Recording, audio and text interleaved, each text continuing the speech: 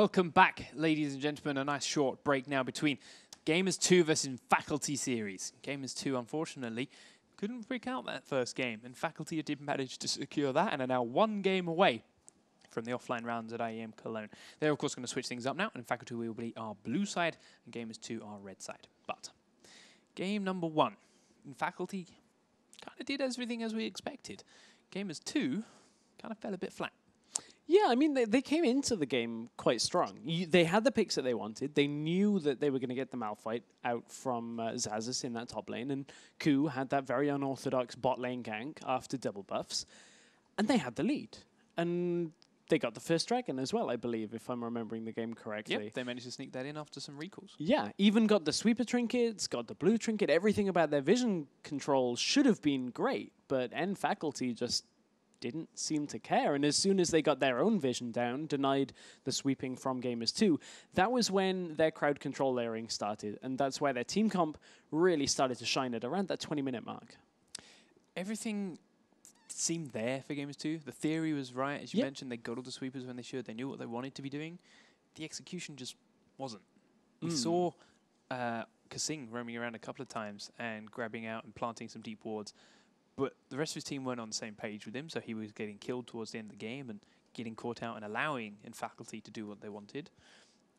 And the rest of his team weren't really doing the same thing. They weren't clearing out wards. They weren't helping D-ward and helping sweep things out. And everyone had, especially that fight in the middle lane, the tier 2 turret, that's one that stands out to me. We see 3 members of Gamers 2 head off towards Wraith Camp and take a fight, while the 2 damage dealers are stuck in mid lane saying, can't do anything, guys. It's just complete different pages. Yeah, and that different pages was just on different parts of the game as well. You saw Ku try and sweep out a pink ward. Honestly, I feel like that almost was the turning point, was when Ku swept that pink ward, cleared it out, got it to 1 health, and then died 2v1. It felt from there like Ku was just off his game for the rest of the game. Every time he would go on ultimate 3 people when the rest of his team weren't there, he'd ultimate a Corki trying to get a catch, but Corki still had Valkyrie. It just kind of felt like Ku wasn't in the game. He wasn't in the mindset. Shortly after that, we saw Ocelote do a similar thing. They catch 3 of them onto Obvious at the Wraith Camp. Yeah. He misses it or doesn't use the charm in the initial thing. Obvious leaps over into Wraith Camp, starts getting back to safety, and Ocelote goes very deep, head first, trying to secure this kill without the support of his team, without his team being able to get there and help him out. And sure enough, he dies and Obvious lives. It's just these little things, and each member of Gamers 2 trying to, or it feels like they're trying to be that standout hero. And again, there at the end, Ku, flash knock-up with his Jarvan onto a Corki that could just Valkyrie away, as you mentioned. Like, everyone's looking to make these huge plays, and it's just not working with the rest of the other players. Yeah, it just wasn't working out at all. And we are waiting just on the last couple of players to join the lobby. So in just a couple of minutes, we will be able to get this game underway. But coming into this, Gamers 2 now go to red side. So they then have to now plan out their picks and bans phase a little bit stronger, I feel, because this time they got everything they wanted, because they knew Faculty had to make certain specific bans to ban out not only meta-strong champions, but Ku as well, didn't have his Lee Sin available. So at this point, where do Gamers 2 go? Because some of their comfortable champions are going to be banned away by Faculty. They're not going to have access to the Syndra and the Ocelote and the Orianna bans again. So where do Gamers 2 really go from here going into picks and bans? Well, to be honest, we'll get picks and bans in a minute. Yeah. I feel right there, we did harp along a lot about Gamers 2 and how that game went for them. And Faculty won it. And Faculty played it really well. Let's talk a bit more about what they did so well and how they did it so well. Because if they do it again, honestly, I don't see Gamers 2 standing up to it. That, like, even if Gamers 2's strategy had come a little bit better for them, a bit better together, Gamers 2 played a near perfect game in the way they executed their composition and their objective control. Yeah, and Faculty. It was okay, you said Gamers 2. And I was thinking... See, this is why we need to talk about more in Faculty. Exactly. Gamers 2 out my head. Exactly. But I like the way Faculty worked that game. Obvious read very early on that that obviously that ward had gone down in his jungle. He had to adjust what he was doing. So took red buff a little bit later, had less early game presence, but farmed up for a 2-level advantage on Ku out of the jungle is pretty much unheard of. Very rarely do you see that kind of big lead, especially when the enemy jungler is getting a double kill in the bottom lane. That's how much Obvious just went farm mode, got himself a lead, killed Ku, and from there never looked back. He was setting up kills, he got resets in fights, and Soz Perfect kind of benefited from that because from there, he got fed on Zed as well. So all 10 players are in the lobby now. We're ready to start that. Let's talk about that red side ban strategy for Gamers 2 now then. Where do they take this? Well, that is the question indeed, because you have to feel like they're going to ban away Zed. It's not going to be able to be first picked for N faculty. Of course they have to ban Nah. That's another big one.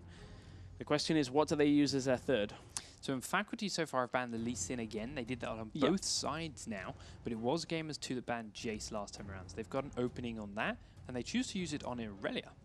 And now what that does is puts JWoww back in contention for his lane. So they banned out the 2 strongest top laners. That's going to default Xaxus onto Maokai if he wants to pick it. JWoww is not going to pick it at all because it's not his playstyle. So JWoww can play Rumble into the Maokai or play another AP top laner like a Victor or Lissandra. So with that Rumble ban, does that force Gamers 2 to ban the Maokai? So what this does is put JWoww in a horrible matchup. He's going to have to play Kassadin after Xaxus first picks Maokai in this matchup. There would be no other reason to ban Rumble in this situation unless you're going to first pick Maokai. So we'll see whether you are right or whether Gamers 2 throw a spanner in the works by banning the tree away. Once they do have that, we have to look obviously at that first pick. With the Malphite being gone, we suspect that will be the Maokai, but we've also got the likes of Corki we've seen, Jarvan we've also seen first pick, or even Kha'Zix again. But Xaxus is currently hovering the Maokai. Malphite ban makes no sense because Malphite is played into Irelia. That's crazy by Gamers 2. Yeah, and they do therefore force out that Maokai. So Maokai first pick then from in faculty, suspecting a Kassadin at some point through this now from JWoww because that's kind of all that's left. Yeah. But they obviously don't have to rush that through. They can go for a Corki first round pick for them. Doesn't surprise anyone if this gets locked in, or even the Lucian. But what do they do about jungler? Kha'Zix would be the smartest option. Lee Sin not available. Ku just had a very questionable game on Jarvan. Put him onto something he knows. Kha'Zix he's comfortable with. Pair it with the Corki. Great mid-game spike. Ooh, they can go with it if they want. They haven't. They've gone for a Jarvan. So Jarvan, Corki are the first 2 lock-ins for Gamers 2. But here's another option. Gamers 2, Jarvan top.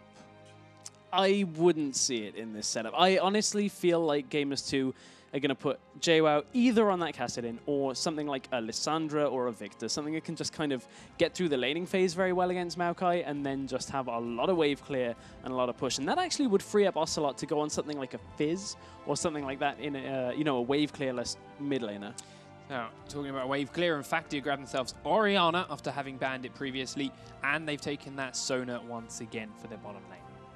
Yes, indeed. Now, the Orianna pickup goes with Soz Perfect's champion pool, but also removes it from Ocelote, which, of course, everybody knows. Ocelote plus Orianna, very synonymous. Pair it with the Jarvan as well would be a massive combination. So N faculty kind of had to pick that away at this stage.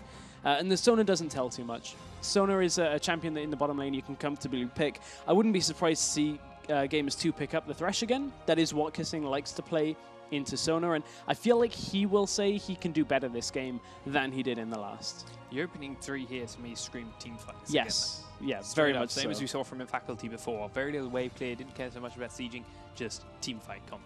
And this is very much what they've got again. We have heard rumors of this possible pick, though, coming from Gamers 2, and it is a Jax lock-in. That's what JWoww's going to go with, and Yuki is picking up that Janna for Kissing to take as support. So if there's one player in EU Challenger that's going to pick Jax, it is going to be JWoww. And, you know, that is one of his champions he always played, Jax and Kha'Zix in that top lane role a long, long time ago, back in the TCM days. That was very long time back. But, you know, that's going to give him great scaling. How will it do against Maokai in the lane? Because Jax's laning phase isn't amazing. He got nerfed a lot. Maokai is a bit more of a passive lane for Jax to be against, so maybe he'll just look to farm up for a while. Not too sure on the Jax picks. We'll have to see it work, but you talked about it. It has been rumored to be picked up.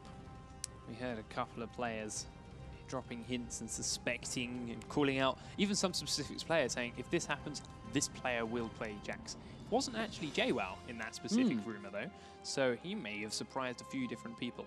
But Faculty's response is to grab themselves the Kha'Zix again and the Lucian. probably going to be something like a Xerath coming out here into Orianna.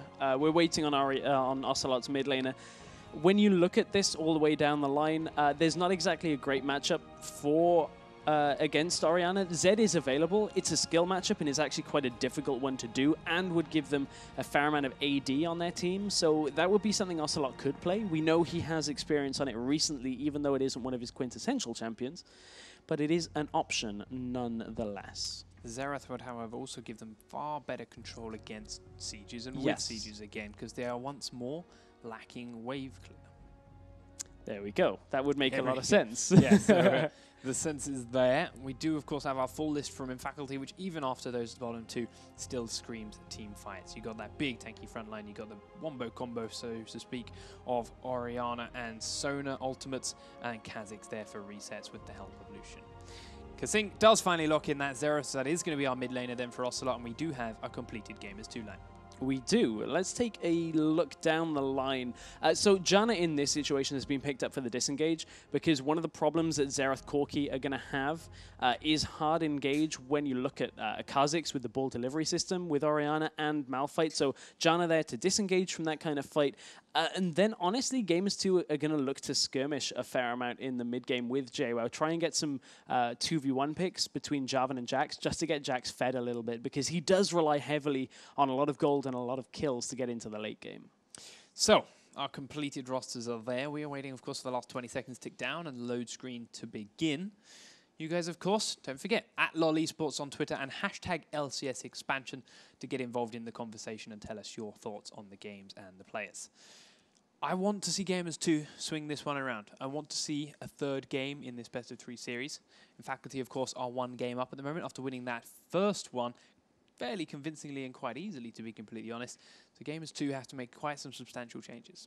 They do, but is that substantial change an old school play out of JWoww's playbook? He's been forced onto a lot of champions this year that he has not liked. The Mundo Shyvana time for JWoww was a particularly boring time for him. He loves playing aggressively, and Jax is a champion that he can do so on. Just needs the rest of his team to buy him a lot of time here. So I guess if they want to put their eggs in one basket right now, now would be JWoww's time to shine. I was going to say, he can dominate a Maokai Yes. if he's given a slight lead. Can Ku give him that lead he wants, or will Obvious be there to do something about it? So junglers are going to play a large interaction, I suspect, in how this top lane opens up and how the matchup works. But we are there and onto the Rift on your screens. Gamers 2 now as the red team in the top right-hand corner of Summoner's Rift this time over, and in Faculty as our blue team down in the bottom left, making their way out towards their jungle. Let's see where they open it up again. It'll just be warding and watching the entrances, but the question is, does Gamers 2 go for that deep warding in? Do they look to find out where Obvious is starting or keep track of him? Or, of course, do in Faculty do it? That is a good question because it gave Gamers 2 a lot of information in the early game, which unfortunately they couldn't end up using. So that didn't always go their best way, but taking a look up at the top lane items, it tells you JWoww's game plan going into this. You'd expect perhaps him to pick up Doran's Blade just for extra damage in the lane and that little bit of sustain, but this is saying I need to farm for a long time. Let's pick up a flask, health potions, make sure I don't die for a while, and I should be okay. Faculty are going for that red buff ward. There is a couple of members of the Gamers 2 around there to keep an eye on them, but ultimately they can't stop it happening. And we actually see a recall coming out from Ocelote here because he spent so much mana poking Sol's Perfect, and you can see Sol's Perfect's health bar doing no damage. And then, of course, trying to grab those and stop the warding. I mean, Sol's Perfect took his shield. So all of the mana that Ocelote was using in that is just being completely used against that shield. So Sol's Perfect is fine to take shield here. It won't actually hinder him too much because he'll hit level 2 and have command attack for any time that Ocelote's going to want to trade here. So it's not too big a deal. So, bottom lane, we do see Lucian Sona hiding in the bush. Not an uncommon tactic, but the question is, do they just turn and back away, as we've seen a few people do? Do they actually go for that damage advantage? As it is, they're revealing themselves. They were just looking to make sure there wasn't any lane swap shenanigans going on. So, Lucian Sona, that is a heavy poke lane here, but they are against Corki and Janna. But you can see Gamers 2 have already lost control of this matchup, and that's because they haven't had the position to actually land any damage, and it's so easy for Mountain to land his Q. Exactly the same as the last time round. Yeah. With the Thresh, they just turned and went back away and didn't even try and rush up to level 2. And that's a big problem, because this bottom lane matchup is so reliant on getting that level 2 to begin with. And you can see that N Faculty have already got most of the way there on their experience bars. So Gamers 2 need to be a little bit careful here. Next question is, now that Ku's had the tables turned on him, and he's had his his jungle warded up, does he also avoid the red buff and look for a different route around to check and make sure that ward is gone? Ward is actually already vanished, and Ocelote looking for a river ward to make sure that Ku can do this safely. Yeah, that's pretty smart here by Ocelote, making sure they got a ward down, deters any potential invade from Obvious. It's a little bit later, potentially, if Obvious had already been in the jungle. There was a couple of seconds where they could have bypassed through, but it's, I guess, fortunate that Obvious is still on his lower side jungle. Yeah, but obviously Gamers 2 can't be 100% sure on this, so they've got to be a little bit cautious, as it is Obvious again actually used the same route there, even though he didn't see a ward placed on his red this time. No, he hasn't seen anything on his red yet, and they haven't either seen Ku up in the top lane, who is already sneaking into that far bush for Gamers 2. This is going to be a difficult worked gank here, because JWoww needs to land the counter-strike in this engage.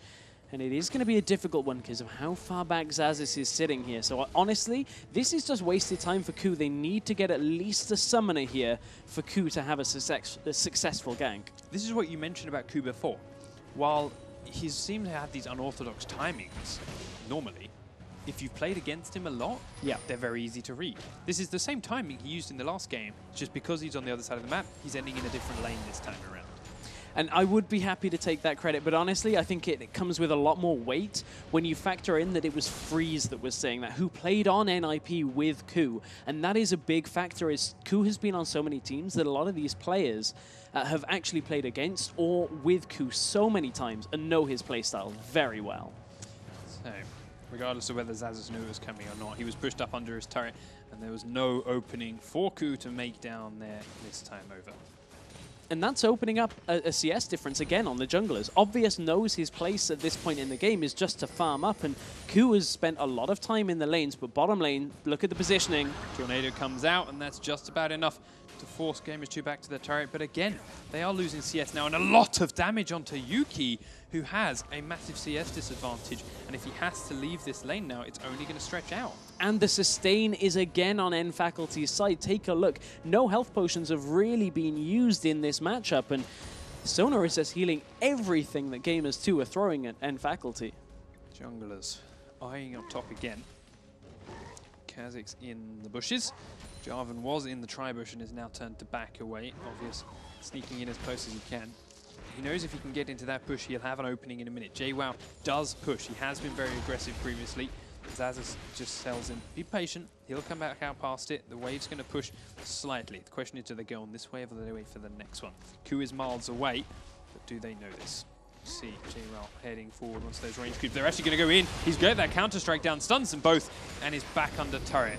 Can't help but feel that could have been timed a bit better. It could have been, but at the same time, N Faculty didn't actually take tower aggro. So although nothing happened really in that trade, N Faculty come out a little bit better than that could have been. So it was a little bit of wasted time there by Obvious, but he'd already farmed himself up a little lead. But over in that mid lane, speaking of farming, this is a Xerath Orianna matchup. Yeah, so lots happening. Yeah.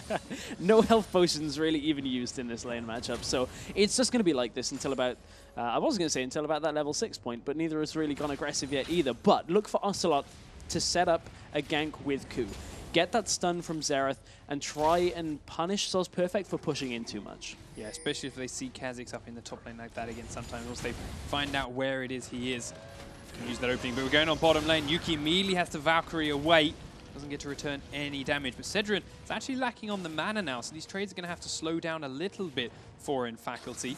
And there's been a base on Gamers 2 now, so Cedrin has a slight item disadvantage. There is a potential experience disadvantage, though, that Gamers 2 will face unless N Faculty back here. Sona is actually a little bit of the lane, a little bit of the wave up in experience. and that would give her her ultimate. And if you can flash Crescendo Janna before she even has Monsoon available, that would be a big factor. But it looks like they've actually foregone a lot of that experience by backing here for that item advantage. Gamers 2 looking to do the same thing again they did before. They saw the recall from the bottom lane of Faculty and immediately pinged on to Dragon. Corki can't go though, because Mountain is trying to freeze this lane up, but he shows up to make sure he breaks it and make sure it goes into turret. And they're trying to do a two-man Dragon with Jarvan and Janna. Something that's giving them this freedom is the fact that Ocelote didn't choose to back straight away when he saw Sol's Perfect do it, and is actually shoving mid lane, so it's going to distract Orianna, make sure that nobody can come out and put a ward down. This is Gamers 2 showing good objective control. Yeah, this is what they need to keep up through the rest of the game, keep up this decision-making and teamwork. And they grab themselves that Dragon, there we go. So they have a slight 400 gold lead as things sit. Still no turrets apiece on either side, and we are still waiting for that first blood. See a blue buff and even passed over to Orianna now as well. I suspect Ocelote will be grabbing his as he comes back out towards the mid lane, and they can continue to comfortably farm and farm and farm as they both have chalices and both have blue buffs.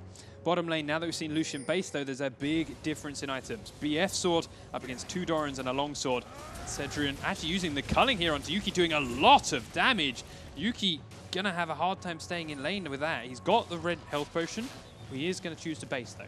Yeah, the question is, how much gold does he have on it? About 1,100, so he'll finish up that phage. Still a big item disadvantage for Gamers 2. But overall, Corki's going to get into this game a little bit faster than Lucian with that Trinity Force, especially that Dragon Gold will help get that difference back. But top lane has been a farm fest right now, and we didn't expect anything else. JWoww has Not picked a champion. Chalice, yeah. Not quite double chalice, but up in that top lane. Flask.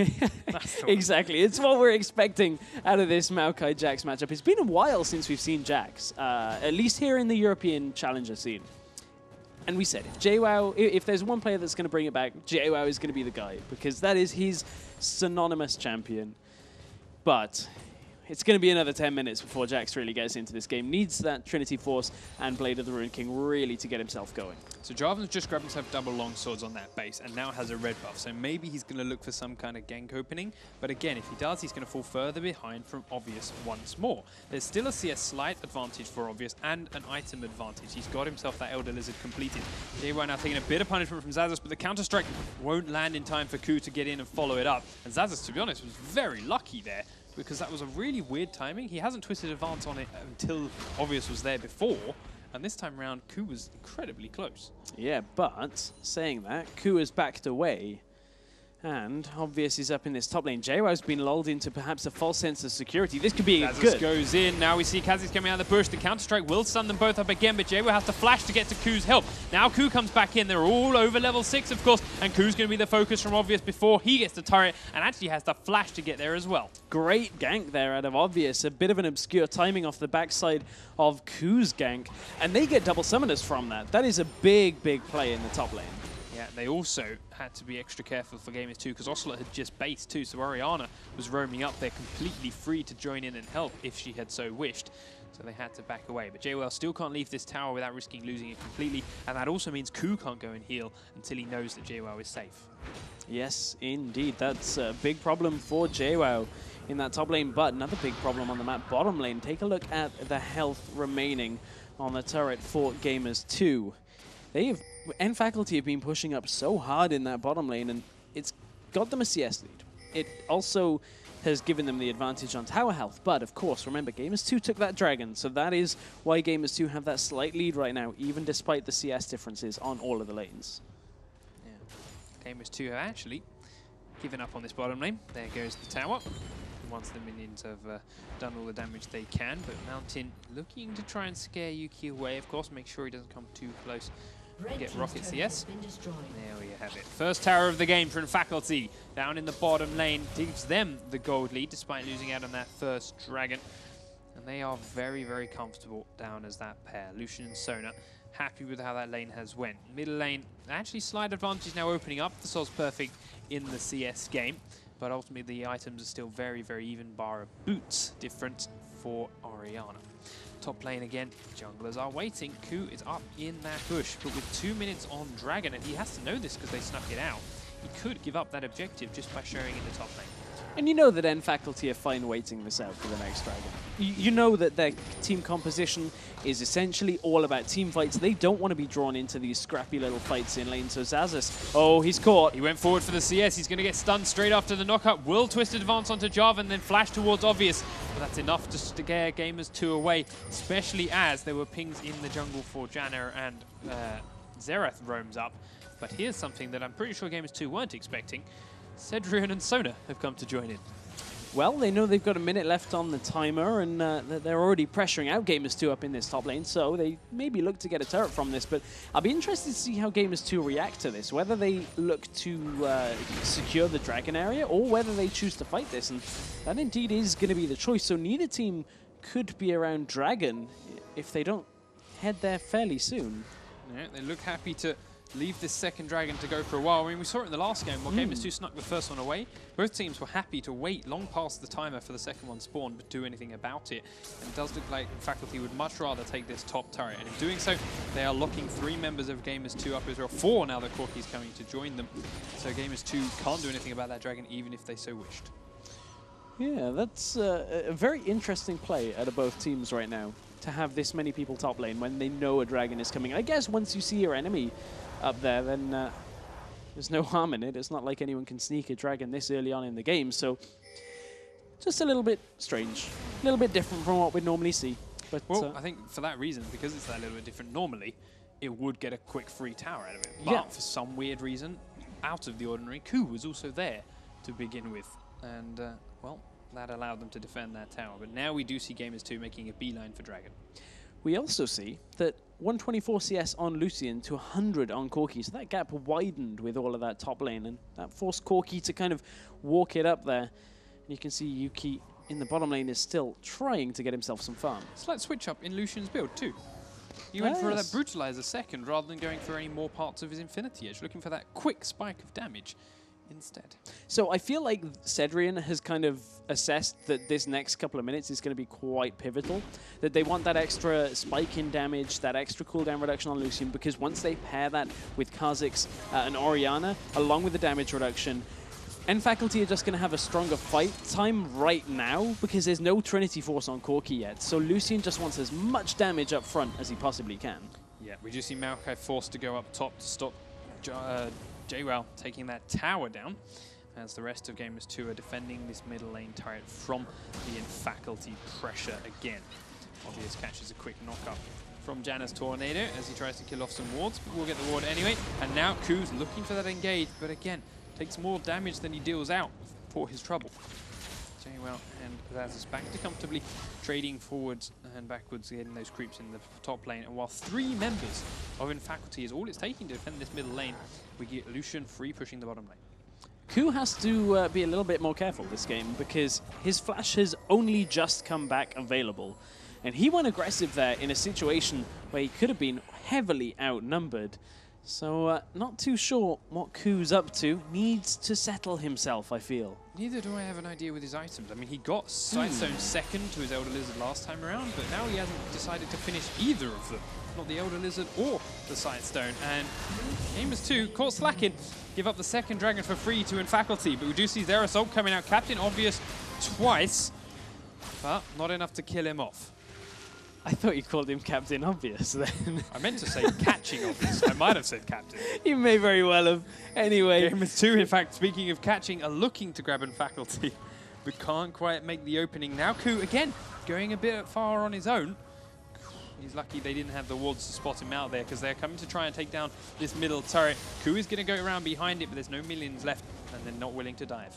They just spotted Zazas recalling as well, so they know that's not going to be a potential difficulty in this siege. Of course, Zazas still has his teleport, but JWoww does as well. You can see N Faculty are still holding on to this lead fairly well now. That Dragon gave them a nice spike in gold. Let's take a quick look at how much gold, in fact, they are sitting on. 1,600 on Lucian, so he's going to head back and add to his item total. Yeah, picks up a pickaxe. Yeah. Ooh, picking up the cooldown boots as well. That's something we haven't seen in a little while too. Well, they know they're going to need to wave clear a fair bit, especially up against the Xerath this time around, so getting that extra Q spam onto creeps and the culling cooldown would be very, very nice. Of course, because remember, recent changes to Lucian added cooldown to his later levels, and JWoww on the other side on a Jax screams late game. And just to keep getting away from JWoww on Jax, you're going to want more and more dashes. Top lane. The top lane, they're going in onto JWoww again, but now Jarvan is here, and that's enough for JWoww to get aggressive back onto Xaxus, but is enough for the kill. JWoww can't get inside Jarvan's ultimate, and it's finally a first blood as Maokai falls, but Obvious looking for resets, doesn't get them, as we do see Jax killing him at the same time he falls. But JWoww will take that double kill onto Jax, is going to be exactly what they want in this game. They need to get more on JWoww, and we talked about it around this time is when we'll see JWoww get his ball rolling in this game, and that is exactly how to do it. Bilgewater Cutlass picked up already on the way to that Blade of the Ruined King. I mean, the spike there that we had with the Trinity Force helped with that double kill, and now that he's this close to his second item as well, puts Gamers2 in a very, very comfortable position. So it's perfect, looking to kill off that middle turret, but doesn't quite have the support or the damage he needs to do it. It will not take long, as it is already very, very low. Lucian back down in the bottom lane with just Corki there to help him out and push those waves in for him. He's just going to comfortably farm those creeps. But again, credit to Corki, the gold count and the CS difference rather between these two AD carries has shrunk quite dramatically in recent minutes. So over on that top laner as well, this time for End Faculty, Xaxus is building himself towards a Frozen Heart, and that is a great item against a Jax because Jax needs attack speed to do damage. He's a duelist. That is why his damage spike is not at Trinity Force like you'd expect. He gets a very small spike, but the big Jax spike is at Trinity Force Blade of the Ruined King with that attack speed item. Anything you can do to slow that down is going to go a long way to reducing Gamers2's ability to get JWoww into this game. Xaxus now with Obvious looking to roam down and get a little bit of control around Baron and the Gamers2 jungle. You do find a pink ward to begin with. See what else they go with afterwards. Now in Faculty and Gamers2 are both up to their full section of sweepers and clairvoyance trinkets. And not comfortable controlling this vision. This middle tower is still not alive, but we do see the ult coming out from Xerath onto Mountain. Again, not quite enough to pick up any kills, but in Faculty are very low and did have to blow a summoner heal, and they might have trouble defending this middle tower now. Yeah, and that's the power of this Xerath pick. It completely defended almost single-handedly and chipped down Mountain being very low, but they have Sona, they have the sustain. It's a question of avoiding the poke now. Just waiting. They need minion waves. Yes. Nothing much they can do until those arrive, but here comes the first one for In Faculty this time around, and it, with the help of a sapling, managed to chase Gamers2 quite a way back down the lane. But Ocelote Xerath does clear them out very, very fast. Now it's on Orianna and Lucian to try and kill these off as fast as possible before Gamers2 can reach the tower, and they do just that. So a bit of a stalemate here now between both of these teams, as neither wants to be that guy that gets caught out and throws away what's going to be some pivotal objectives, especially with Dragon coming up in a minute and a half. The gold count is back to within 700 in favor of In Faculty, which to be honest hasn't really been too much either way recently in this game. Gold's staying very, very level despite the double kill there onto Jax. But what is next for Gamers2? How do they push this through? Because they are kind of struggling a little bit here in pushing in mid. So, Gamers2 this time are going to get the ball rolling in bottom. Kha'Zix, he did come down there to help Lucian out, but Jax just leaps on him, having already pushed Lucian away. Kha'Zix knows he cannot defend this tower on his own. And JWoww, we can pick up turret number 2 of the game for Gamers2. It's stalking around the jungle here as well to try and help grab a kill on anyone that strays a little bit too far out of position. Could be Kha'Zix. They do force him to leap away, but the rest of In Faculty are comfortably defending that middle lane while Gamers2 ward up their jungle for this 30 seconds until the next dragon. Ku's been going in aggressively so much, I was just jumping at the bite there. Just hoping that he went in there, just trying to get in, but it's not the case. Gamers2 playing this a little bit more cautiously. They know they need to buy JWoww a little more time in this game, but when Jax goes split push mode, there's very few champions in the game that can actually fight against him. And that is what Gamers2 want to use to their advantage as they go through this game. Lucian actually dashing forward as they go into Jarvan because they brought everyone down from middle. But they couldn't quite catch him before he could EQ over the wall to safety. And they may have just given up that middle turret because of it. We do see them having to rotate back there quickly, but they have pulled it off this time around. Dragon is live, and we're within 100 gold of each other. There goes Obvious, but... Jumps straight into a stun. Yeah, was looking for the ball delivery system. Couldn't quite find the mark on it, though, because Xerath was there. Does take a little bit of damage as he clears out these wards, but Gamers 2 now are very, very split for this coming fight. Looking to kill off these pink wards, but they need to do it with some range. And managed to do it, and again Gamers 2 just falling further and further back. The gold count is getting more and more even. It is open up that final kill on the middle turret there, and Faculty have been waiting to do that for quite a while. And they've still got Gamers 2 locked in their jungle, locked in these tight spaces where Vengeful Maelstrom becomes more powerful, where Orianna Shockwave becomes incredibly powerful, and basically not where Gamers 2 want to be for a fight.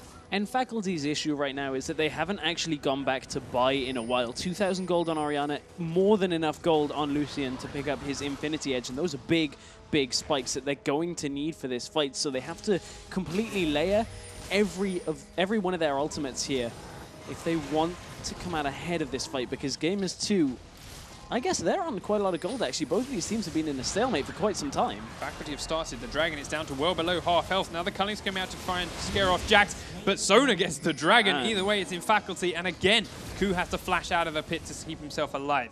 Gamers 2, however, had such distance between themselves and Faculty that they have disengaged nicely, hidden in the bush. Can't find the re-engage, but they are still comfortably poking away. Sapling to Vision. Fall! No one hit that shockwave. It was way too soon while he was in midair, and Obvious is going to lose his life for it. Now we see Gamers 2 just turning and running away. They're happy with the one pickup, and because of where they forced in Faculty to stand, they got themselves a tower too.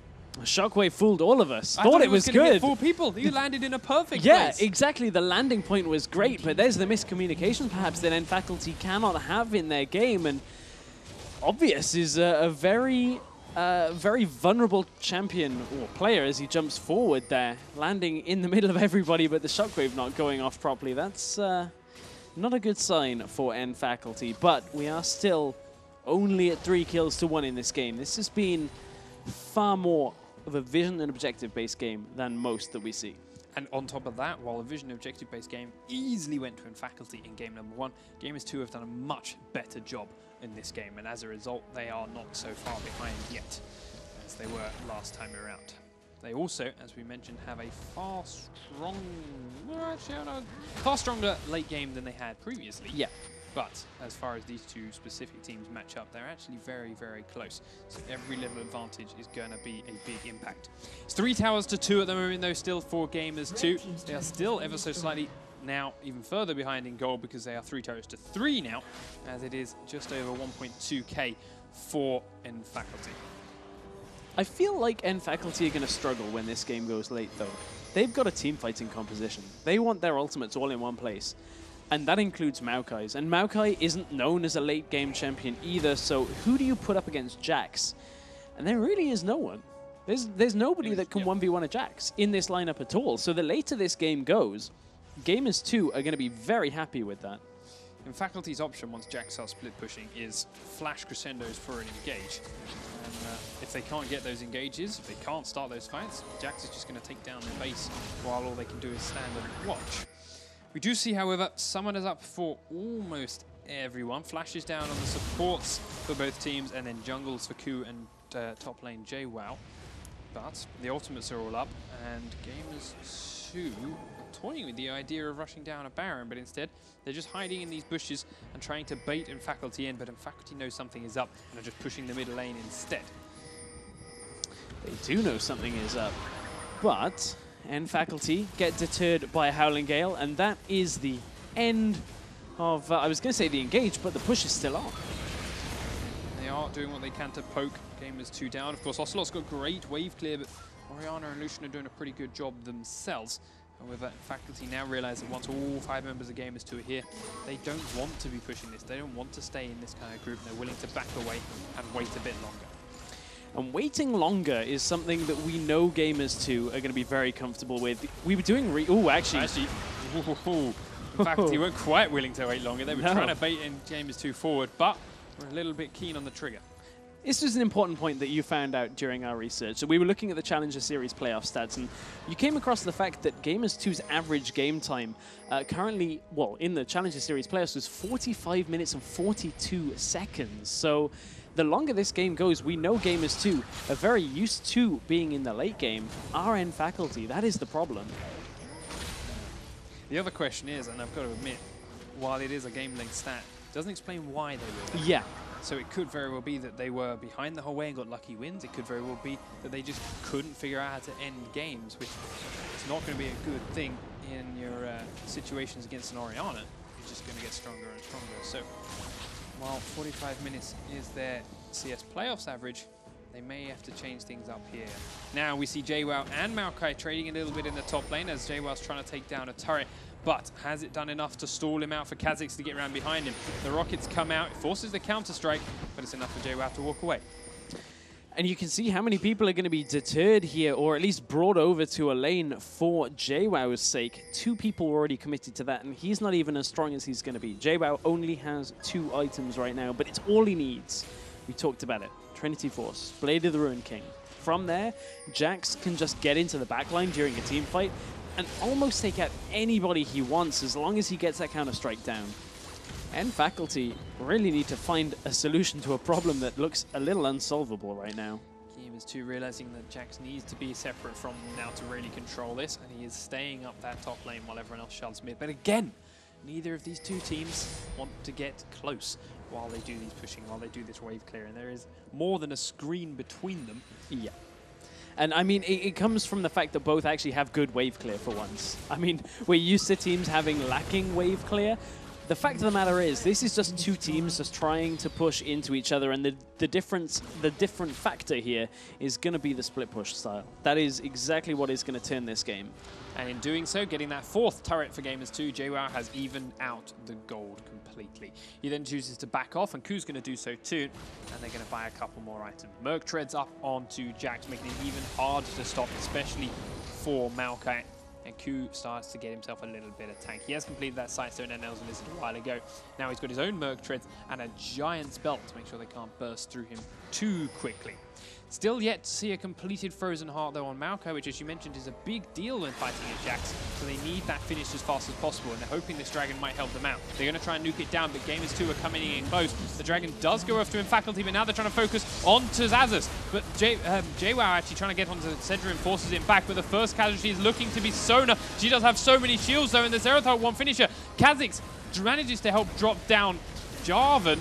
They dash back forward again. Yuki's exposed, but Xerath is there to finish off Lucian, who opens himself right up, but the shockwave hits 3, and it does finish off Corki. Now they can get onto Jax, and now they've got the resets onto Obvious. They're leaping forward onto Kasing as well, but still a lot of damage from Xerath isn't enough to deter the double kill on Orianna, and it's 4 for 1 in favor of Faculty. And they got the Dragon right at the beginning of it as well, and Faculty are going to turn all the way towards the Baron. They know they've got the time to do this, but in that fight, Cedrian actually stepped right into the middle of Gamers 2 after the Monsoon came out from Kasing, so they completely disengaged the fight, and Cedrian just steps in and gets killed for it. He'll be a little bit lucky by the fact that his team actually managed to clean it up. I think you can see him there lying on the ground for just a second. But this Baron is going to go out to end Faculty. No chance of stealing for Gamers 2. And Ku died again very early on in that engage. His first death of the game, though. Baron for Faculty then. For a moment, I thought Ocelote was going to try and do something about it, using his long range, losing quite a bit of damage that he has. But he opted to stay clear of it and make sure he didn't throw his life away. He does have a perfect score at the moment, of course, 1-0-1. Going over, of course, now to his blue buff. He's going to get a bit of help from JWoww to pick this up, I suspect. Actually, he obviously doesn't need it. He's probably going to have to base him in Ish 2 as well, as it's been a while. But thanks to that Baron, there is now a 4,000 gold lead onto Faculty with the Dragon and those 4 kills in tow as well. Gamers 2, got to wait out this buff for 4 minutes. They do, and the waiting game is going to be a tough one here, because I have a feeling Faculty again are going to use just their vision control as much as possible. Ruby Sightstone upgrade on Obvious, and that is a very early upgrade for a jungler to have, let alone anybody else on the map. And normally you'd want completed items at this point. All this is giving him is a little bit extra health and that extra ward, but that is what he's bought it for. He wants that extra ward on the map so they can creep their ward line forward. And in conjunction with the upgraded sweeper already from Xaxus, it's all about the vision game, and that is what's going to help shut JWoww down a little bit in this game. They still have the problem that no one can 1v1 him. To say the problem with having that upgraded sweeper on Xazus is that Xazus can't get anywhere near his team to help them with it. He's stuck trading with JWoww. Does have that frozen heart completed though, so that's a big deal once they do start 5v5ing again. Ghostblade and Infinity Edge is up onto Lucian, and he's looking to get himself to Bloodthirster now for a bit more survivability against this Jax.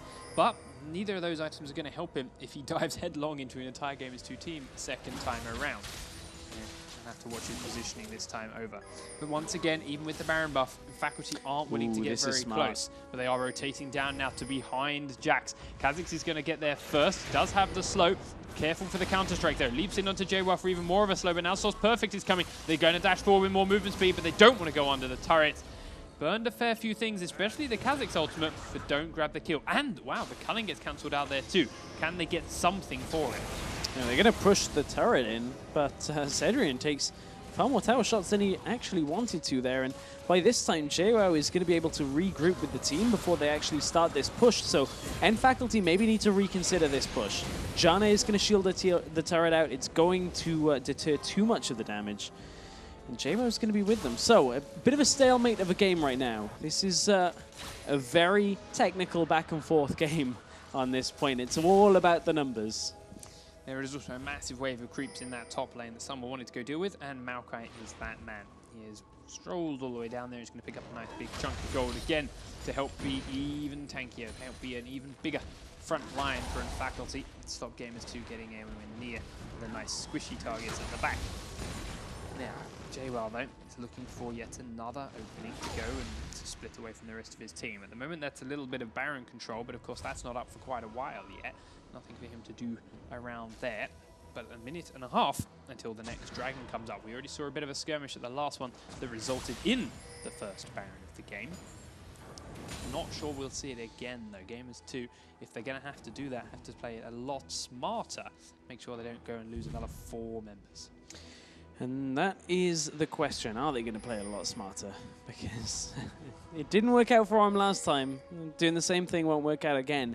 So, how do they establish that vision control when there is so much vision in their lower side jungle? And actually, they've done a fairly good job maintaining the vision they have for Gamers2, as they have all of the Baron area warded and some of mid lane, but not a lot around Dragon yet, so they need to kind of get that going. But that's one of the problems we know that Kasing can end up suffering from, is walking out on his own. We saw that in the last series, and he is a little bit split from the pack right now, but of course he knows where the rest of Faculty are. They're well planted in the jungle right now. Again, Xazus has had to be sent away and to now deal with JWoww. Do get a bit of poke onto Kasing here from Orianna. Half of his health knocked down, even with his shield there in tow. Now, to counter the Jax split push, we see Kha'Zix in the bottom lane, starting a push down there, so those minions are going to help out Faculty. They do, again, rotate back towards the middle lane once more. While JWoww can straight up kill Xazus if he's allowed to fight him 1v1, he knows it's not really going to happen. Xazus will just turn and walk away from him for most of it, in which case Faculty could end up baiting him into something more dangerous. So he is still keeping his distance from Xazus. In doing so, it doesn't give the rest of his team much of an opening and allows Faculty to look for this rushed down dragon. They're going to leave Obvious alone on it though, because they can start to see Gamers2 all rotate up there through their jungle. They have now lost vision of them though, and they've only got 2 members back here. The dragon will fall, but the fast recalls are coming out now from Faculty. What do they do about Gamers2? Well, they don't have to do a whole lot, because Gamers2 decide to back away. Gamers2 going to back away because Xazus cleared the minion wave far too quickly, and Gamers2 just weren't quick enough into that top lane. Diving a Maokai, honestly, though, under an inhibitor turret is a very suicidal tactic. That screams desperation. I think they could pull it off. Oh, yeah, they can. Don't get me wrong, but with no minion wave, you may get the kill on Xazus, but you aren't getting the turret from that. There's far too much else going on there, and that would, Faculty would have been back way before. So Gamers2 don't pull a stupid move, but they didn't exactly get anything from it either. It was clearly in their minds for a moment, and that is going to be a little bit worrying. But what wasn't on their minds, or at least in their inventories, was the ability to secure Baron a minute before it spawns. They know the timing of it because Ocelote was moved. Oh, dear. Oh, dear. Someone's a little bit nervous. A little bit nervous in this game. He doesn't have any wards. That was he went to sweep. Did he sweep? Well, he swept right after it, but unless it's on a different key, I would be surprised. Yeah, maybe he tried to use dissonance and just fat-fingered the 2 as well. Well, actually, we laugh about that. It's a massive deal for this fight because Sol's perfect.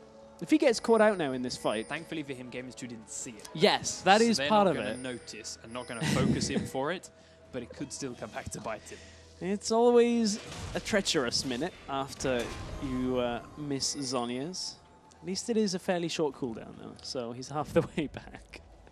Faculty have used this, though, to grab a lot of control around the Baron area. Now they're hiding in this bush. They do leap out onto Q, but he was smart enough to check it with his flag first. Can't catch him too out of position. Did blow a Valkyrie on Corki, though, so it's a little bit of defense for him for a couple of seconds.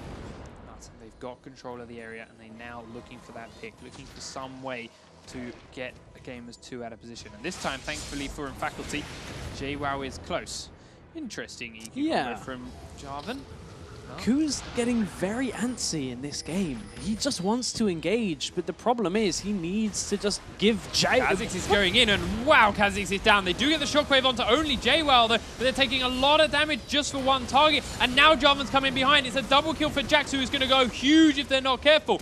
Xaxus has to flash away towards the mid lane, and everyone on Gamers 2 is following him. Flash stun from Ocelote. Jax will leap in for the triple kill. Only Sona and Orianna left alive for Faculty, and this, with a Jax, a Corki left alive, and Jarvan's buff, could be all this Gamers 2 need to end the game. This could be game right here. JWoww is so strong at this point in the game. We are into Jax time right now, nearly 40 minutes, and they engaged on a single... let me take that right back, because I am so flustered by that engage out of obvious. He jumps in onto 3 people on his own, expecting the shockwaves to go off, and it doesn't. That is really just not what Faculty need in this game right now, because they cannot give free kills to JWoww like that. And JWoww will clean up at the tail end of every fight, and that is really just completely dropped everything from Faculty's lead. So, Faculty was saved by a slight lack of minions on Gamers 2 side, and they also split up a little bit to make sure they secured the bottom turret as well as the middle turret. So they grabbed 2 tier 2 turret towers, and then they grabbed the Baron. They're still down by about 1,000 gold, but for the next 4 minutes, that buff is too much for Faculty to ignore. Sol's perfect, hasn't got full mana up because he's having to defend that mid lane with Sona's help on their own, but now look at JWoww. He's going to grab himself a Ranju in soon. He's got that Banshee up. And that is a very, very tough Jax to kill off. You saw how much Faculty burned in him last time round and still couldn't do it. And that Banshees makes him even more trouble right now because the only person they can put in lane with him is Maokai. And if your initial ability is doing nothing to JWoww, you essentially go in aggressively and he just hits you, stuns you, and just continues to auto-attack you until you have to back away, because he's got enough magic resistant health to survive through everything that Xaxus wants to throw at him. Heading down to the bottom lane to split now. Obviously drawing everyone down there and away from him, because it is quite a distance down there. And off you see Xaxus through the jungle, making his trip to try and meet him. And actually changes his mind. They're looking to perhaps grab a group pick here in middle before JWoww gets to a dangerous position. But Gamers 2 are still so far back down the lane. It's not going to happen. Yeah, Gamers 2 need to slowly advance through their lane and drop the wards to allow JWoww the room to push bottom. If Gamers 2 really wanted to make this as difficult as possible for Faculty, they'd push top lane with lower jungle warded. From there, JWoww has a completely safe path, and you can see they are clearing out for this as well. So JWoww is going to push bottom lane. Gamers 2 should push top. They'll probably push mid looking at it, but Gamers 2 have such a dominating control of this game due to their comp right now. And that Baron buff. Yes. Yeah, as I mentioned. So, the Faculty squad are just staying on their steps waiting, but right now, Gamers 2 are just happy to let their own Baron buff time out. It's halfway through, 2 minutes left on it, and they don't seem to want to come close to the stairs. JWoww is confident to do so, but he is running low on minions because Xaxus can wave clear that very, very quickly. We'll pop that Banshees, and now Sol's Perfect's coming down here. They're actually going to go out, get the snare onto JWoww, pulls him back in there for the stun, and it hits Sol's Perfect as well. And look at how little damage they did to JWoww despite all of that. And he's just going to regen that up from Baron. He'll drop back down into the bottom lane fairly shortly, and it's round 2. So you can see that Faculty have to commit 2, nearly 3 people to JWoww, and the next time that happens, Gamers2 will push from it.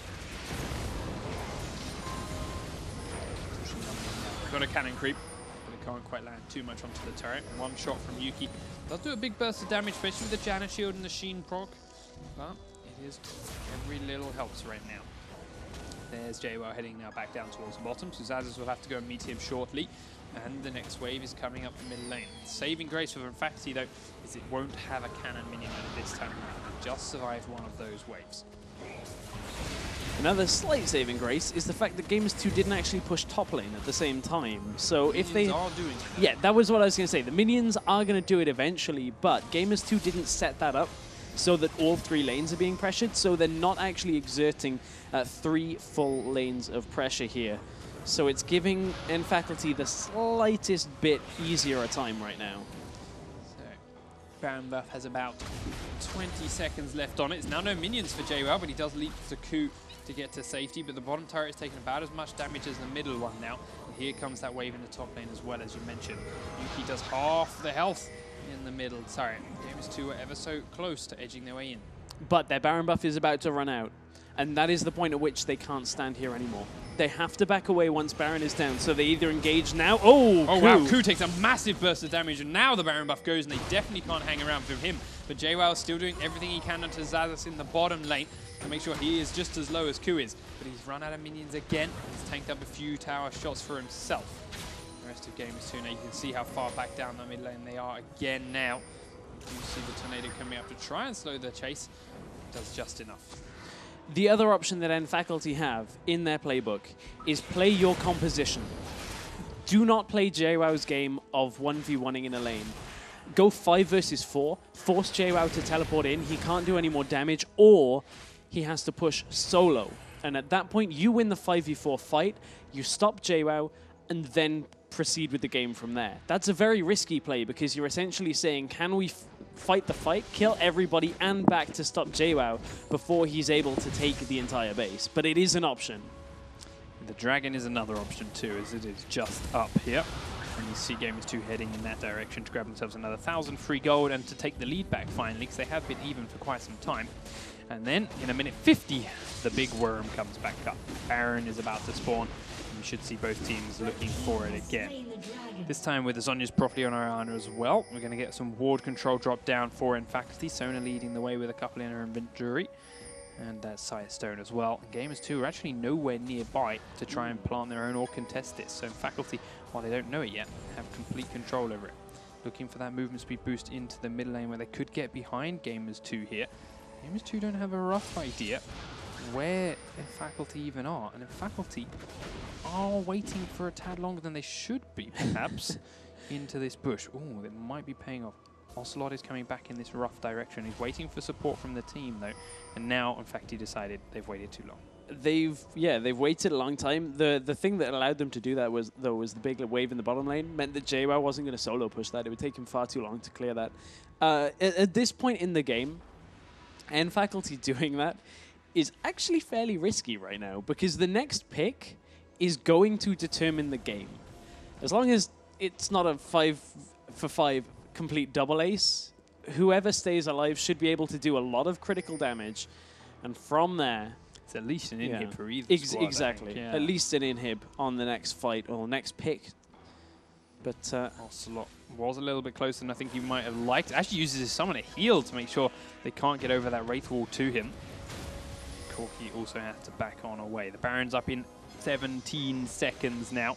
We do start seeing Faculty taking out a couple of the wards that were placed down by Gamers2. You saw the pings though out of Gamers2. They said want to mid go lane. mid, yeah. Yeah, they want to risk the Baron getting taken and force Faculty to come back through their own jungle because it was warded out here. This could be very dangerous, but JWoww is not with the rest of Gamers2 right now. He does have teleport available. However, Faculty don't know this, and they are being zoned away from this middle lane by the members of Gamers2 that are there. Here's the teleport for JWoww now to make that minion invulnerable, and they're going to get this turret pretty easily. That one will drop before Faculty get back to the lane. Now we see a massive twisted advance onto Ocelote, goes so deep, but JWoww gets straight in onto Soz perfectly, doing a massive amount of damage through the exhaust. Ocelote fires his ultimate out, and he will be coup with a knock-up onto Sona. Still no casualties, but finally Sona drops down. Still waiting to see a shockwave, though. Both teams are backing up into their positions as Xaxus is at the front, but Cedrion gets terribly close to Gamers 2. Still just the one casualty onto him, Faculty for now.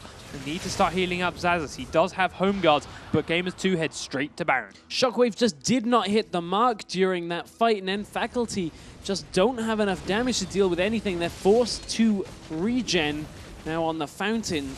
They lost an inhibitor turret as well, so this becomes a fairly simple game for Gamers 2 now because they push the inhib in the mid lane and JWoww pushes the bot. So, Gamers 2, we talked all the way back at the beginning of this game, nearly 50 minutes ago.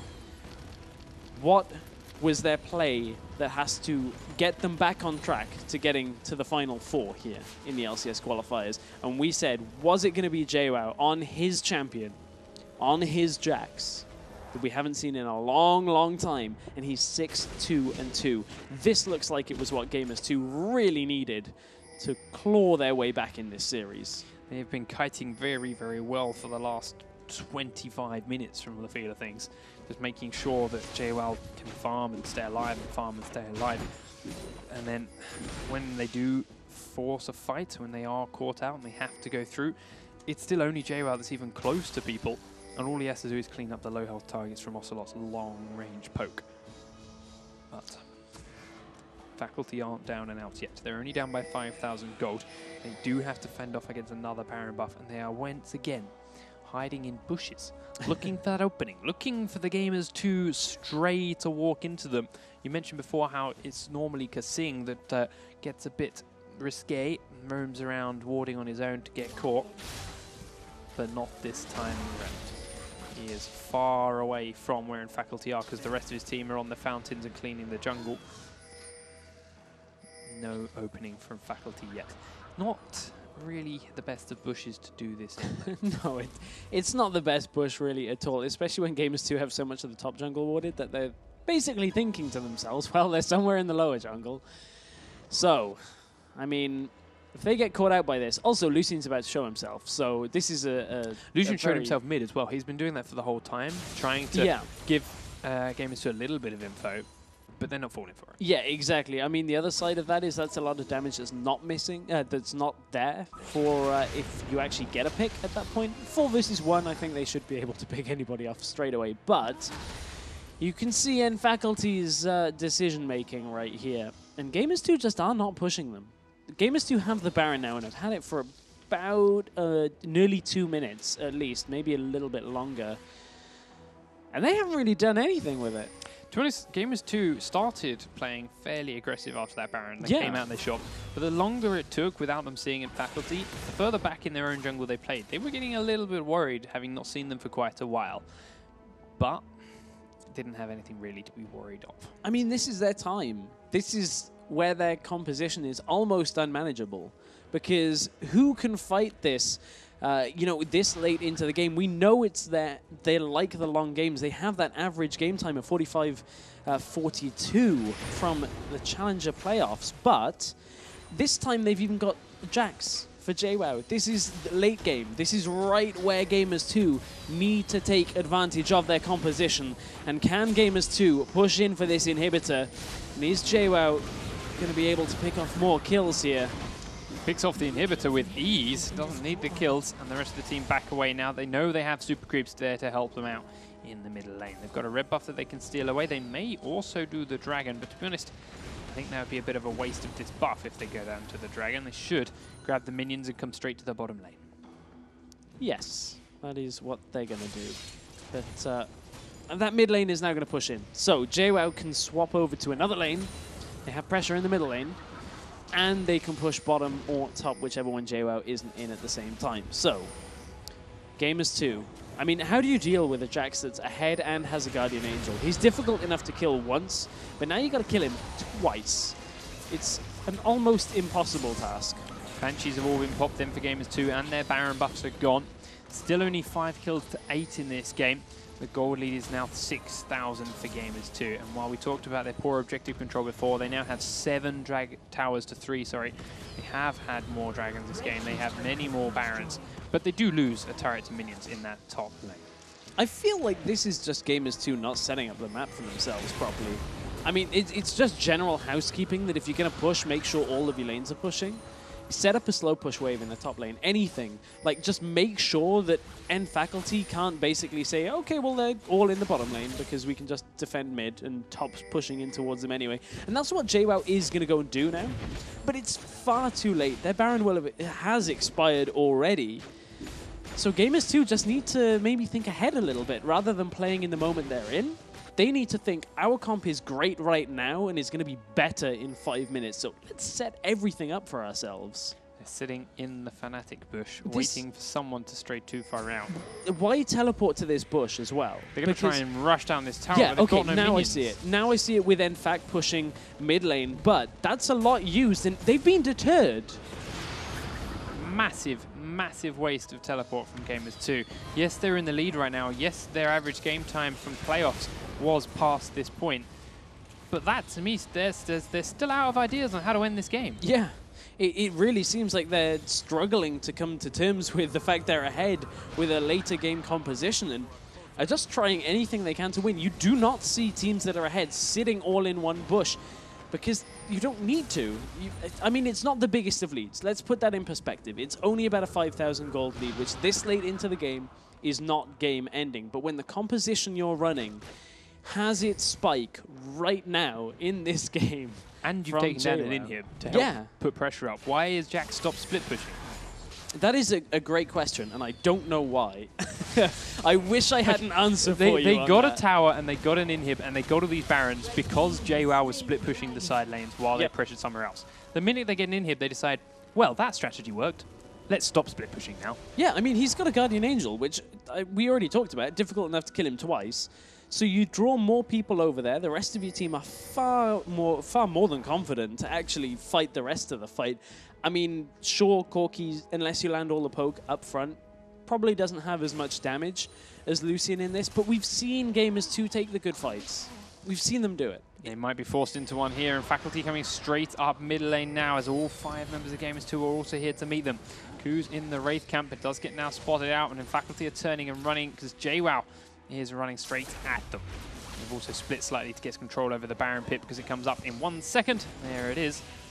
And now Gamers 2 have to clear these wards out and keep in Faculty at bay. This fight could still go either way if someone engages the Baron, and as you mentioned before, could decide the match.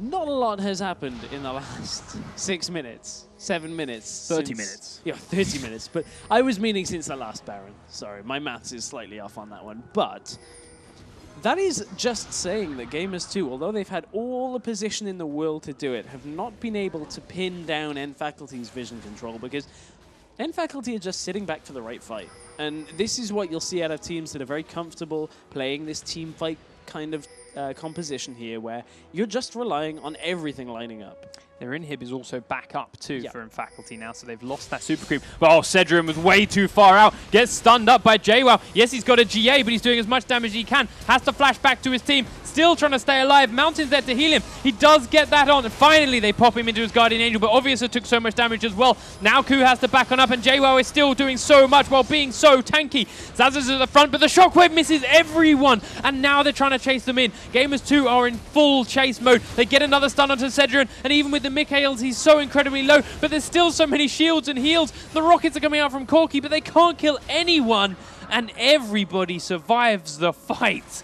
But Gamers 2 are still in the better place to secure another Baron. They are pretty low though, so they just have to juggle this around a bit. But that fight, Cedric somehow gets away with his life. The heals just saving him completely in that setup, and yes, his Guardian Angel got popped, but overall, the Baron goes to Gamers 2, and they can't kill this Jax. And Faculty just can't do anything about him. His GA is still up. And he was one of the highest health members of Gamers 2, even at the end of that fight. I mean, the shockwave just didn't land. And that's the second one from Soz Perfect, or third actually, in this game that really just hasn't hit the mark. The one earlier we saw with Obvious in the middle lane, when it was early. Soz Perfect needs to find his center here on Orianna. He's 2-0-2, which is great. Don't get me wrong, stats don't lie on that one, but it's the untold story of these team fights that they could be going so much better for N Faculty. We do see pings onto the mid inhibitor, though, from Gamers 2. They've got this Baron. They know they can barge their way in there. And, of course, there's no turret. So they're looking for that once again. Can they get it? Or will Faculty force a fight at them? Are they okay to do it even with this Baron buff? JWoww leaps forward. And they back away, which is a good thing. They shouldn't be okay to do it even against this Baron buff. Do put as much poke down as they can. They have stopped the inhib punishment about half health, but Yuki goes back onto it again, and the inhibitor will fall down no matter what from Faculty try. And we return to this situation that we've been in for the last 10 or so minutes. And this time, Gamers 2, send JWoww to the bottom lane. Anything. Just split your team up. Don't engage needlessly, and just use this inhib being down. They are not listening, Stress. They are still keeping JWoww up top. Now he decides to wander off a little bit. We'll see where he goes. He could just push this mid lane and then come and rejoin them again. Wouldn't be unheard of after the last couple of moments. But we do see a minion wave comes in. Xaxus and friends do what they can to defend the wave, but take a lot of poke for it. Now JWoww has helped those super creeps up towards the mid lane, giving Q a bit of a chance to face tank the turret down, and they're going to do a lot of damage. Jax has pushed in, though. And honestly, this is what I'm expecting from JWoww. This is his most played champion in Season 3. He has hundreds of games on Jax. He has to pick his timing right as he's in the back line. He is in behind. The turret will fall, and he's looking now onto Xaxus, but takes a lot of punishment. The shockwave does hit Yuki this time, and they're going to try and shoot down Corki, but they can't finish him off. Now Ku goes deep, but Ocelote's ult's going to come down and hit a lot of damage, but won't finish anyone off. Just the one kill for an Faculty, and that's enough to scare Gamers 2 home. Jax still has his Guardian Angel and his full health. You're in the point of the game where so many ultimates just got used during that fight. The only one you have to worry about is the crescendo from Mountain, and even then you have a Guardian Angel. They could have potentially stayed for that fight because Monsoon had been used to heal the rest of the team up, and they still had Baron buff. But JWoww, perhaps it's been too long a time since he's had a late game Jax game in the competitive scene. I wonder whether this is his decision making or the team's saying we need you with us. Teams. Yeah, that was going to be my point. I feel like JWoww is far comfortable enough on Jax to split push in the late game. He's done it hundreds of times. Faculty actually looking to use this opening and grab some damage onto this mid-tier 2 tower. They push the super creeps all the way back up. But all 4 members of Gamers 2, sorry, because Java's still dead, are here to try and defend it. And pushing against super creeps is very, very tough, let alone with a 4-man defense waiting for you. And they do have to turn and back away. Dragon is up, but nobody seems to care, and rightfully so. It doesn't mean a whole lot at this point in the game these days. And the Baron is still about 4 minutes away, as it is just 3 minutes away, just worn off of Gamers 2. We did see Xerath actually ult there towards the bottom lane to, well, maybe the blue buff. Not sure where else was firing that. To try and get themselves a bit of control over that bottom half of the map. I know what's going on in this game, Panky. Oh, please tell me. I figured please. it out. I know exactly what it is. Are we being Gamers 2. trolled? Is that what it is? No. Gamers 2 looked at their stats from last week and said, we did not get enough Barons in our series last week. Let's take the game past 60 minutes, get every Baron we can, and make sure no one can ever say that Gamers 2 don't take Baron in a game. Oh, dear God, I hope not. Hey, we got a great game 3 on the way if that's the case, if this one goes to 3. If this doesn't go to a game 3 right now, Gamers 2, I don't know what they're doing, that's but what I'm it's saying. not going to be pretty in that house if this doesn't go to game 3. And they have got a second exposed inhibitor now, and they're finally looking like they're ready to take it down. And we're right here watching this game as it happens with you guys as well. So we're anticipating Gamers 2 taking this one at this point, but NFAC's comp is very good. If they catch 2, 3, 4 people in a shockwave, they will succeed in a fight. But they have to get that. Yeah, so Perfect's not been on the ball with it recently. JWoww taking a lot of poke while he's taking that inhibitor down, and to be honest, didn't do as much damage. Cedric actually going very aggressive onto Ku and taking a lot of damage for it. Definitely not worth with that. And now Gamers 2 are coming back in for another push while Cedric is trying to heal up. But again, they can't quite do any damage to the inhibitor itself. The inhibitor in the mid lane has spawned now, so that means the super creeps have stopped pressuring there. And once again, JWoww is not split pushing. No, he is not. He's also not having a lot of time to duel anyone either. Which, no, we do see Ku actually taking a lot of damage from Xaxus. Knock up onto Obvious, who's Here taking a massive burst. JWoww goes deep, but had to turn and run as well. Both members of either team turn to face away. JWoww there, flash forward onto Ocelote actually is Xaxus' focus. They're trying to do a damage, but the Mikhail gets him out. Now Xaxus is turning and running, but Ku is deep within the enemy team. They're going to try and focus him, but he flashes out as well. Still so many summoners and ultimates left for everyone, and Xaxus gets stunned up by Ocelote as they're trying to chase. Not the right communication there between Gamers 2. JWoww goes into the backline, looks to, duel anybody that's there, but the rest of the team just aren't reacting. They're not playing JWoww's game, and that is what they need to do, because again, the Baron is coming up. Yes, they're likely to take it at this point. They aren't going to have backed and been healthy, but both teams are going to be healthy. There's no inhibs down. Xaxus is going to have pushed the bottom lane and set up a slow push for Faculty. We could see the game-winning fight in the next minute. Very possible, but we know that a lot of the calls come from Ku and Ocelote in Gamers 2. This late into the game, they need to give JWoww the freedom to make his own calls. He is the player that they have built this game around, and they're not committing to his playstyle when they really need to. Ocelote puts his ult out towards Soz Perfect, doing as much damage as he can, but it's not quite enough. All 3 charges used and hit, but don't really do much. Cedric takes another burst from Ocelote, and Faculty are very split right now. Yuki's doing a lot of damage to Obvious, but can't chase him down for the kill without exposing himself. Obvious, though, needs to get his health back here, or the next fight will not go well for Faculty at all. Complete Baron control then for Gamers 2. Obvious does have himself a Guardian Angel, but Ku is inside the Baron pit. They have started it, they're trying to nuke it down. Clairvoyance goes out, they can see it's down to 2/3 health, but here comes Faculty. They've pulled them off the Baron. Now's the time to fight when they have a debuff, and actually JWoww's still doing the Baron. It's down to about half health, doing a lot of damage, but Xaxus is in front, making sure they have vision and being a nuisance. Now they have Yuki, JWoww, Ku on no health has to back out, and to Sing without that tornado was in a horrible, horrible position, as the culling will do what damage it can. Baron has regen health all the way back up, and Ku has to recall out of here. Who is calling the shots for Gamers 2 right now? Because their game plan is simple.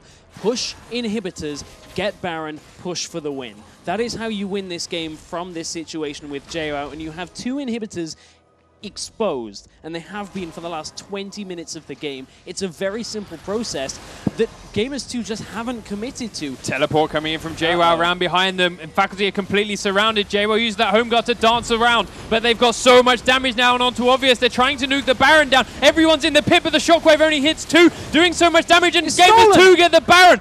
Double Guardian Angels are going off in the pit. Jarvan will fall for real. Orianna also follows, and Faculty have flashed Cedric over the pit. JWoww is finally down, but Yuki does so much damage, and Xaxus is caught out. Sona and Cedric are on the wrong side of the map, and have only got one option. Try and rush the Gamers 2 base, or recall. They're going to recall and try and defend these inhibs. I think they can even defend this, potentially. Cedrian's culling is going to be up very soon, and there is no chance that Gamers 2 really want to push in anywhere past just the inhibitors. And then Faculty get away with that, and even though Gamers 2 got the Baron, they can't end the game. JWoww fell in that engage. Cedric sold his boots and grabbed a Zephyr, so no home guard, but he's now coming back on out of here with the culling to try and defend the second inhib, but it's not going to be enough. So 2 inhibs will be down for Gamers 2. Are they going to push? As you mentioned.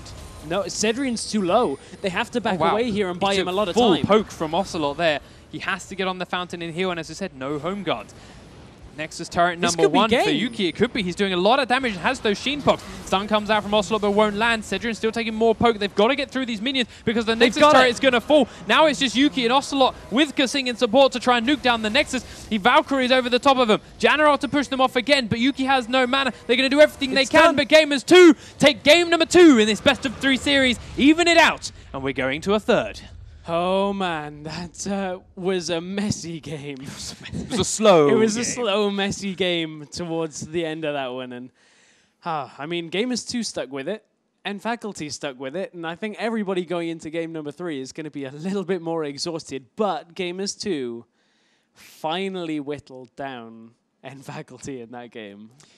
They played the start of that game far better. They were far better with their decision-making and controls earlier on, but they still couldn't quite figure out how to end a game. With some slightly different picks from in Faculty with a better engage, that could really hurt Gamers 2 if it comes to it in the next game. However, that next game is on the other side of a quick 3-minute break. So we will see you guys on the other side of that with game number 3 between Faculty and Gamers 2.